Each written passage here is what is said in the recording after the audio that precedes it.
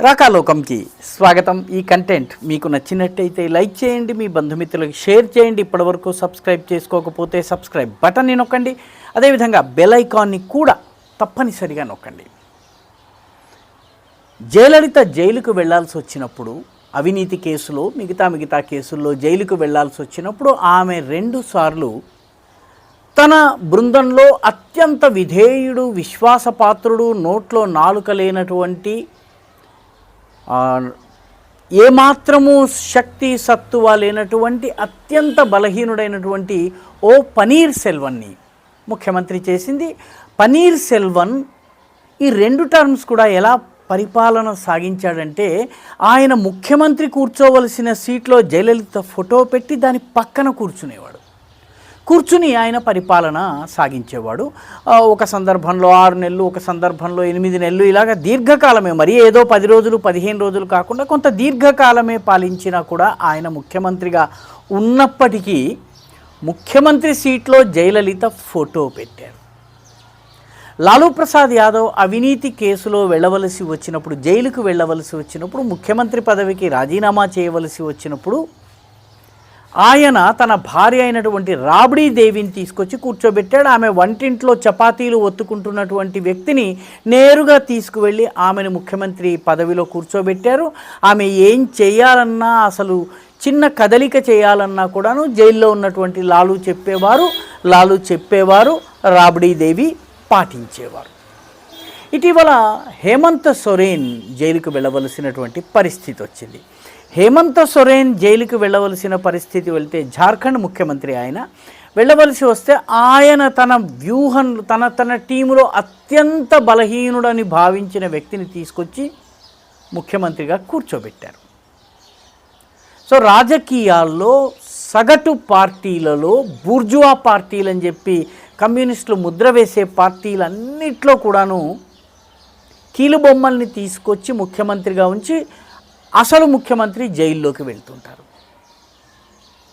ఆమ్ ఆద్మీ పార్టీలో ఇలా జరగదని మనం భావించాం. ఎందుకంటే ఆమ్ ఆద్మీ పార్టీ యొక్క జీన్స్ వేరు, దాని డిఎన్ఏ వేరు, దానిది ఉద్యమం వేరు, నేపథ్యం వేరు. బాగా చదువుకున్నటువంటి నాయకులు వస్తారు.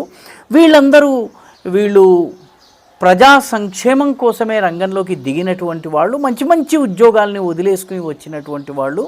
కాబట్టి వీళ్ళు అలా చేయరు అని మనం భావించాం.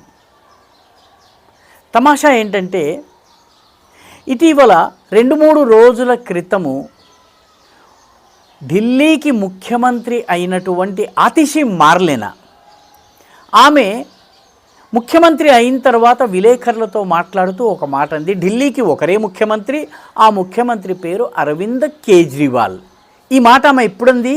తాను ముఖ్యమంత్రిగా పదవీ ప్రమాణ స్వీకారం చేసిన తరువాత విలేకరులతో మాట్లాడుతూ అన్న మాట ఏంటంటే, ఢిల్లీకి ఒకరే ముఖ్యమంత్రి, అరవింద్ కేజ్రీవాలే ముఖ్యమంత్రి. మరి మీరెవరు? రాజ్యాంగబద్ధంగా ప్రమాణ స్వీకారం చేసినటువంటి లెఫ్టినెంట్ గవర్నర్ చేత ఓత్ ఆఫ్ సీక్రసీ, అధికార రహస్యాల్ని కాపాడతానని, ముఖ్యమంత్రిగా పదవీ బాధ్యతలు నిర్వహిస్తానని చెప్పి ప్రమాణం చేసినటువంటి ఆతిషి మార్లెనా ముఖ్యమంత్రి అవునా కాదా? నీ లక్ష్యం ఏమిటి అని అడిగినప్పుడు ఆమె ఢిల్లీ ప్రజలకు వాయు కాలుష్యం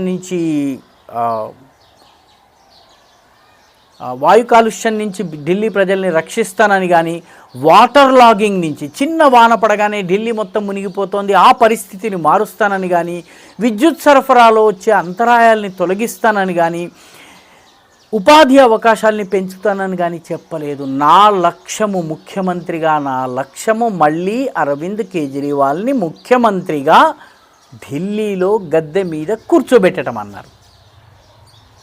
ముఖ్యమంత్రిగా ఆమె లక్ష్యము అరవింద్ కేజ్రీవాల్ని మళ్ళీ ముఖ్యమంత్రిగా కూర్చోబెట్టడం అయినట్టయితే, ఇప్పుడు 5-6 నెలలు ముఖ్యమంత్రిగా ఆమె ప్రజల కోసం ఏమన్నా చేస్తారని ఎక్స్పెక్ట్ చేయొచ్చునా? ప్రజల కోసం అసలు పనిచేసేటటువంటి బాధ్యత తనది కాదు అన్నట్టు ఆమె తొలి విలేకరుల సమావేశంలో స్పష్టంగా చెప్పింది. ఢిల్లీకి సంబంధించిన సివిక్ ప్రాబ్లమ్స్ గురించి ప్రశ్నిస్తే వీటికి నేను జవాబు ఇవ్వను అన్నది. వాటర్ లాగింగ్, పొల్యూషన్, ఇటువంటి ప్రశ్నలు వచ్చినప్పుడు ఆమె జవాబు ఇవ్వడానికి ఇష్టపడలేదు. నీ పనేమిటి అంటే, నాకు అరవింద్ కేజ్రీవాల్ని మళ్ళీ పదవిలోకి తీసుకుని రావడం.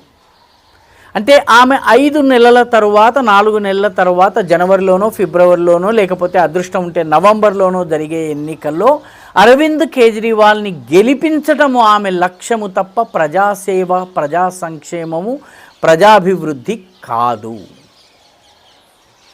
అలాంటప్పుడు ఆమ్ ఆద్మీ పార్టీకి మిగతా కాంగ్రెస్ మిగతా పార్టీలు ఏవైతే అధికారం కోసము గంగవెర్రులు ఎత్తుతుండేటటువంటి పార్టీలుగా పేరు పొందినటువంటి పాత తరపు పార్టీలకి అరవింద్ కేజ్రీవాల్కి చెందిన ఆమ్ ఆద్మీ పార్టీకి తేడా ఏమిటి? ముఖ్యమంత్రిగా ఎన్నికై రోడ్ స్కాలర్షిప్ మీద దేశ విదేశాల్లో చదువుకుని విద్యారంగంలో చేసిన అధ్యయనాలకు గాను ఢిల్లీ ముఖ్యమంత్రికి విద్యాశాఖ సలహాదారుగా ఉన్నటువంటి ఆతిషి మార్లేనా, తండ్రి ప్రొఫెసరు, తల్లి ప్రొఫెసరు, అందున వామపక్ష భావాలు ఉన్నటువంటి వాళ్ళు, ప్రగతిశీల భావాలు అని చెప్పుకునేటటువంటి భావాలు ఉన్నటువంటి వాళ్ళు, వాళ్లకు పుట్టిన సంతానము అరవింద్ కేజ్రీవాల్ని గెలిపించడం కోసమే తాను ముఖ్యమంత్రి అయినట్టుగా చెప్పడము, ప్రజా సంక్షేమంతో తనకు సంబంధం లేనట్టు పట్టనట్టుగా వ్యవహరించటము, ఇది ఏ మేరకు సమంజసం? తమాషా చూడండి, ఢిల్లీలో ఆతిషి మార్లేనాకు 13 శాఖలు ఉన్నాయి. అంతకు ముందు ఉన్నటువంటి ముఖ్యమంత్రి అరవింద్ కేజ్రీవాల్కు ఒక్క మంత్రిత్వ శాఖ కూడా లేదు. అందరికీ పనిచేసి ఆయన ఒక్క విభాగాన్ని కూడా తీసుకోకుండా ఉన్నారు. 13 విభాగాలకు ఆమె ముఖ్యమంత్రి. సీనియర్ మంత్రి అయినటువంటి సంజయ్ సింగ్కి కేవలము పర్యావరణానికి సంబంధించిన బాధ్యత ఒకే ఒక మంత్రిత్వ శాఖ ఇచ్చారు. ముఖేష్ అహ్లావత్ అనే దళిత మంత్రి ఉన్నారు, ఆయనకి మొట్టమొదటిసారి మంత్రివర్గం ఇచ్చారు, ఆయనకి 5 శాఖలు ఇచ్చారు. సంజయ్ సింగ్ పార్టీ యొక్క చాలా సీనియర్ నాయకుడు, అనేక సార్లుగా గెలుస్తూ వస్తున్నాడు. అరవింద్ కేజ్రీవాల్ జైల్లో ఉన్నప్పుడు కూడా కీలక పాత్ర వహించాడు. ఆయనకి పర్యావరణ శాఖ ఒకే శాఖ. అంటే ఆయనని డిమోట్ చేసి ముఖేష్ అహ్లావత్ని ప్రమోట్ చేశారు. ముఖ్యమంత్రి స్వయంగా 13 శాఖల్ని తన చేతుల్లో పెట్టుకున్నారు. ఢిల్లీలో డీసెంట్రలైజేషన్ ఎక్కడ జరుగుతోంది అంటే ఆమ్ ఆద్మీ పార్టీ ప్రజలకు కొత్త తరం రాజకీయాలను పరిచయం చేస్తామని చెప్పింది. ఆ రాజకీయాల సంస్కృతిని ఢిల్లీలో తీసుకొస్తాము, ఢిల్లీ నుంచి మిగతా అనేక ప్రదేశాలకు తీసుకొస్తామని చెప్పింది, దేశమంతా తెస్తామని చెప్పింది. ఆ ఆమ్ ఆద్మీ పార్టీలో రాబడీ దేవి కన్నా కష్టంగా, ఓ పనీర్ సెల్వన్ కన్నా కష్టంగా ముఖ్యమంత్రి గనక వ్యవహరిస్తుంటే, ముఖ్యమంత్రి ఏకంగా పాత ముఖ్యమంత్రి పాదాల మీద పడి నమస్కారం చేస్తూ ఉంటే, పాదాల మీద నమస్కారం చేయడం ఒక రకంగా గౌరవ చిహ్నము, దాన్ని పెద్దగా మనము కాదనేది కూడా లేదు. కానీ ఇక్కడ పాదాల ముందు తల్లిదండ్రులకు ఎప్పుడన్నా పాదాలకు నమస్కారం చేసిందో లేదో తెలియదు ఆతిషి మార్లేనే, ఎందుకంటే వామపక్ష భావాలు ఆమెవి. అరవింద్ కేజ్రీవాల్ పాదాల మీద పడి నమస్కారం చేయటము, దాన్ని ప్రత్యేకంగా ఫోటో తీయించుకుని వేయించుకోవడం, ఇవంతా కూడాను ఏ సంస్కృతికి వ్యతిరేకంగా ఆమ్ ఆద్మీ పార్టీ పోరాడిందో ఆ సంస్కృతినే దొడ్డిదారిని కాకుండా రాజద్వారం ద్వారా తీసుకొస్తోంది ఆమ్ ఆద్మీ పార్టీ. ఇది అన్నిటికన్నా దురదృష్టమైనది.